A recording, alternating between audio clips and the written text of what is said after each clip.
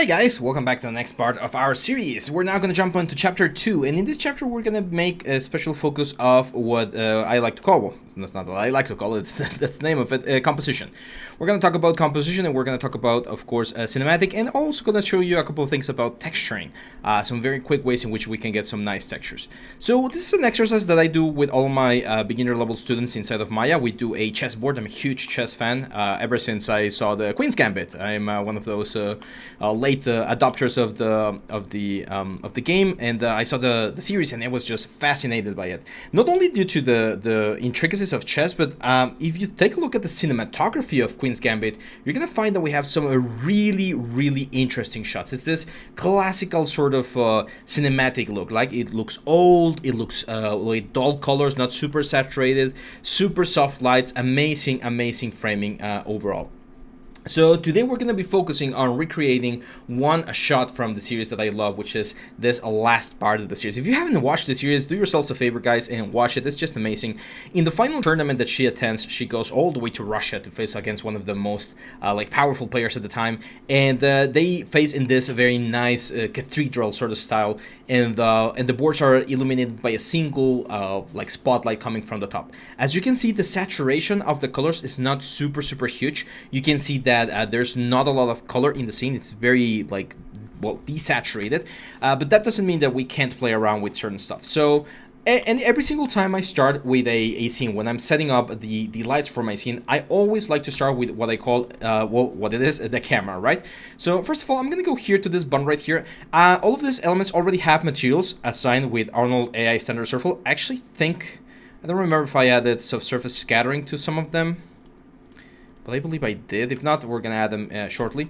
But if you don't want to see and you just want to see the great stuff, you can just click this one right here, and it's gonna ignore the materials, and that way it's gonna be a little bit easier to see where things are.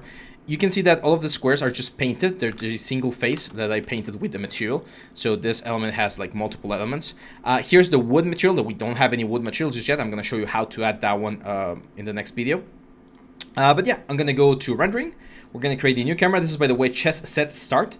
I'm gonna click the camera. I'm gonna say panels, look through selected, and we are gonna be looking at the chessboard right here. Let's turn on the colors just to see which one's white. Okay, so here's where we're gonna start talking about composition. As we mentioned in the last video, the camera is the eyes of the audience. This is what the audience will see, and here's how we're gonna communicate what's happening. So there's a lot of psychological intricacies that can happen when creating or setting up a shot, and it's up to you to try to give meaning to these intricacies, or to try to explain through the use of the camera and the lights what is the message that you want to convey.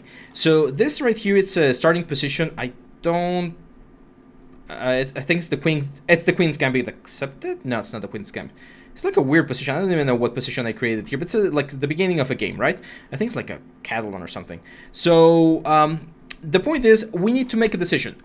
What kind of composition do we want? Do we want a symmetrical composition? Do we want an asymmetrical composition? Do we want a composition favoring white? Do we want a composition favoring black? Like, what's the story that we want to tell? Well, since the Queen's Gambit is a story of what's the word, of the underdog, right? Like, she being the new girl in the chess world, I think we're gonna go to the black side. We're gonna see this composition through the eyes of black, which is usually the pieces that have the disadvantage because they go second, right? Now we need to decide: do we want a symmetrical composition? Do we want a composition that's really close? Do we want the ones that's really far? There's a lot of different ways to think about this, but I'm gonna show you the first one, which is the rule of thirds. So if we were to divide this image into three parts, I'm gonna use my little crayon here. If we divide the image into three sections right here, we want to make sure that the most important things of our composition are in these blocks right here, because this is the areas where the eyes of the audience are gonna go the most. So if we were to move the board like this, that's a horrible composition, of course, but doing something like this might also not be the greatest composition because we don't have specific things going on the points. So in this case, I'm gonna try to align this plane in the best possible way, so that the corners of the element give me a very symmetrical sort of effect. Now we could also go like really down like here, or really high right here. I think since we're the black pieces and we're supposed to be facing against the white pieces, one thing we can do is do something called a low angle shot. So we can go to this sort of like a low angle, where we see the white pieces on the other side. I don't know, this could also work nicely. But in this case, we're gonna start simple. We're gonna start like just, we're gonna suppose that we are Beth Harmon. We want the audience to think that they're Beth Harmon and they're seeing the position like this. So I'm gonna change this a little bit so that we don't see our opponent. So we're only focusing on the board. And I think something like this is gonna work. Yes, I know we're seeing a little bit of space here, but we're gonna probably blur it out or something. So yeah, this is gonna be my composition. So how do we save compositions? Like let's say we want to try a couple of compositions. We don't want only one. We want to give it a shot to a couple of different ones. How do we change this, or how do we save it? There's a couple of ways to do it. The first one, and one of the ones I like the most, is you can select the camera, which we forgot to rename. It's called the shot cam. And we can just keyframe it. So we just select the camera and hit S, and that's gonna add a keyframe. So at any point, we just go back to that keyframe, and that's it. We are gonna remember that. And the other one is right here. We say View, Bookmarks, and we can create a bookmark. And we create a bookmark by clicking this little button right here. So now, if we were to move the camera at any point, I just can say View, Bookmarks. Well, let's move the camera. View, Bookmarks. We just click that one, and we're gonna go back to that bookmark. And you can save as many bookmarks as you want. I personally like using the animation method because I can like switch around without having to go to the menu, but it can be anywhere. So that one, let's save that as a first option. Let's go for a more like asymmetrical option right here. So something like this. And then let's go for like a bird's eye view maybe. So let's try to center this in the best possible way. We're gonna have like a very interesting bird's eye view effect right there. And let's do one final from the other side like this. Because one of the important things about rendering, and this is especially true to 3D rendering, is the fact that we can experiment quite a bit. Like we're not constrained to a physical camera that we have to move around. We can just move the visual camera as many times as we want and find something that works. So I'm gonna go to one of the compositions that I like, such as this one, and I'm gonna say panels, tier of copy. So that we have this nice little copy over here. And let's go back to perspective. There we go. So now we need to add our first light. I'm gonna go Arnold, lights, and we're gonna add an area light. And we're gonna push this up. Now, this is something I haven't mentioned in the last video with the fruits, but it is very important because it has to do with how light reacts here inside of Maya. Everything in Maya, especially with lights, will work in a real world scale. So if I were to create a cube right now, this cube measures 1 centimeter, okay? So the board right now is actually quite like real in regards to the size, because if I make this cube bigger so that it matches the board, this is roughly like an 80 centimeter board. So it's quite a big board, right? And actually a little bit bigger than normal, but it's closer to a real board rather than if we had modeled everything on the grid, right? So as you can see, the grid is really, really small. And whenever you're rendering, especially if you're doing like physically based render, you always want to make sure that you're rendering at the proper resolution, right? Like at the proper size, because that way light is going to behave in the most realistic way possible. So now that we have that, I can grab this light, rotate it. Let's turn this off. Let's rotate this 90 degrees. Like that. And we're gonna change, actually, we need to rotate it the other way. So it's minus 90 degrees, there we go. And we're gonna, of course, turn the exposure up. Let's start with a 10. I usually like to start with 10 and go from there. We definitely want color. I am gonna go with cool colors as well, or warm colors again. And we definitely want to bring the spread down. This is gonna be a disc effect because we want to have this sort of like spotlight area. And let's just check our samples. Right now, 3 samples is fine. Let's go system, GPU is fine. And let's give it a shot. So we're just gonna render. By default, it always goes to the perspective shape for some reason. So just make sure to change this to shot cam. And there we go. I can see something, but it's very, very like difficult to see. You can see it's right there. So we need to increase the exposure. That's telling me immediately that we need to increase the exposure. So let's go for like a 15 exposure. And let's render. And there we go. That's a lot better. As you can see, this immediately makes it look really, really cool. The spread is looking quite nice. I think I want to push the spread a little bit closer. There we go. If we take a look at the scene, we can see that the colors are really, really blooming. Like it's a really intense light, kind of like a spotlight. So I would expect this to be quite exposed. We can try doing that by bringing the spread in and maybe increasing the exposure just a little bit. Not that much. Probably like an 18, I think would work. 17? 16. Let's just say 16. There we go. That's a lot better. And yeah, that's already giving us a really, really nice effect. However, we already know this, one of the things that's gonna give us the best effect is having a sort of ambient. And here's again where if we were there on the film, we would need to have a 360-degree element of the film, but we don't. So I'm going to go to the indoor section, and I'm going to try and find something that matches that sort of effect.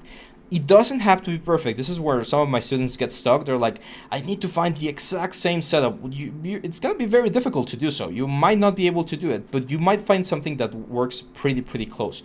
So for instance, this old hall or this old room, or even this sepulchral chapel basement, I think this is probably the best one, to be honest, because look at the sort of effect that we give. This is an example of the scene, and as you can see, it's really good. We get a very nice shadow coming from the top, so it matches what we need. So I'm just gonna copy this. This is gonna be on your files, by the way, or you can just get it directly here from Polyhaven, as always. Let's go real quick. Let's just wait for this to finish.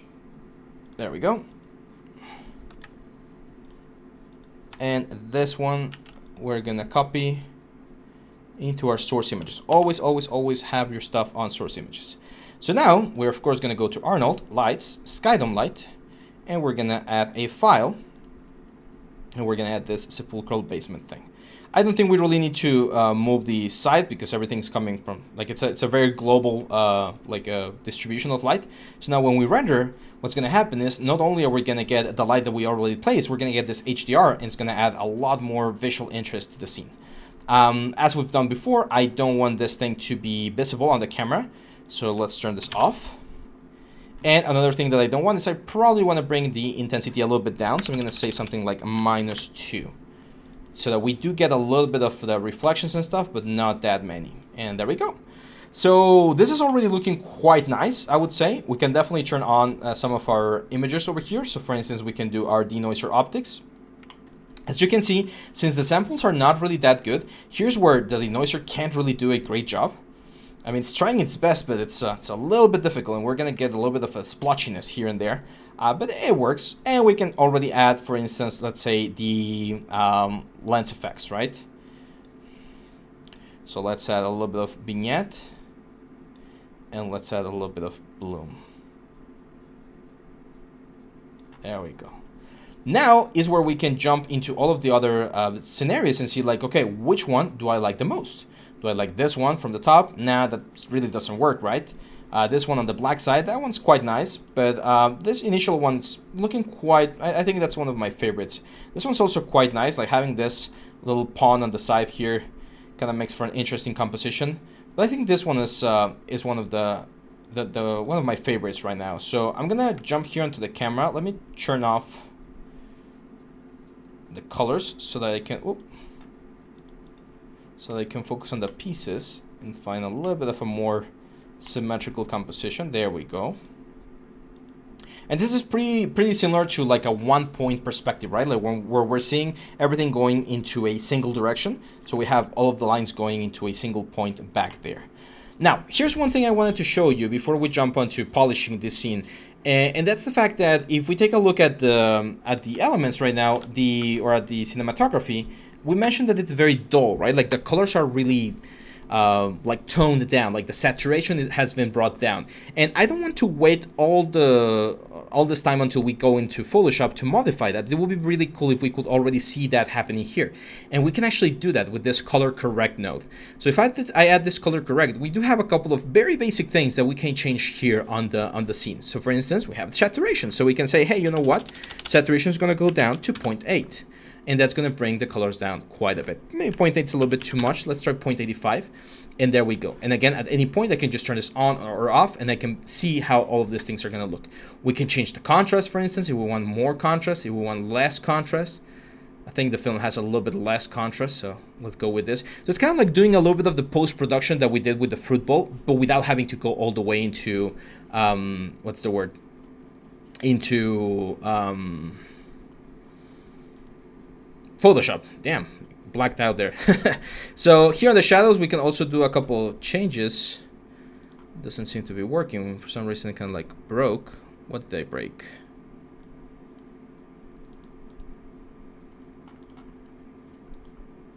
Oh, there we go. Yeah, something broke when I was trying to do the shadows, but yeah, no, don't do anything just yet. We're just gonna wait here with the image, just bringing the saturation down so that I don't have to desaturate the textures, right, or the materials. That way we can control a global saturation directly here on the saturation panel.